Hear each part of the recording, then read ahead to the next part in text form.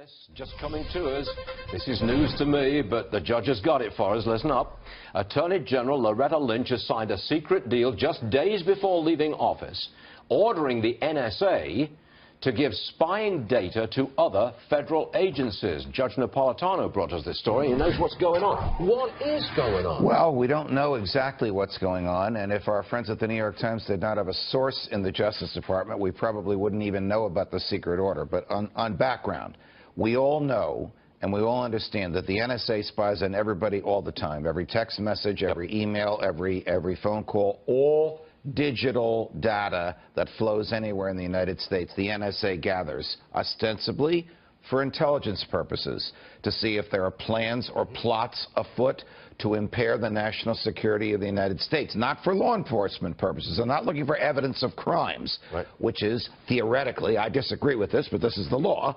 This is the way in which they gather it. Okay. Now, Mrs. Lynch has said you can take that data and you can give it to the FBI, you could give it to the New Jersey State Police, you could give it to the Bergen County prosecutor, you could give it to MI6 and MI5, you can give it to anybody who wants it if they need it. You can give it to the British Secret Service? You could give it to anybody you want to give it to? Yes, she has removed the walls around this stuff. Now, what does this do?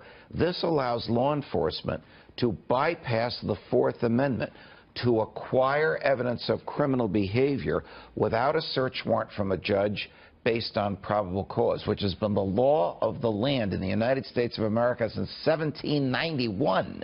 Knowing Donald Trump as you do you think that he would reverse this on day one of his administration? Is he opposed to this kind of dissemination of information? In the many conversations I've had with him about law enforcement issues, we did not discuss this. He did call, he did endorse the type of surveillance that we now undergo during the campaign, but I believe when he did, he was talking about surveillance for national security purposes, not using national security as a subterfuge to acquire evidence of criminal behavior in order to avoid the Fourth Amendment. Two virtues to the Fourth Amendment. One, it forces the government to focus on people who are probably guilty because of the standard in there, probable cause of crime. So I'm at home, I'm sound asleep, I'm a judge in New Jersey.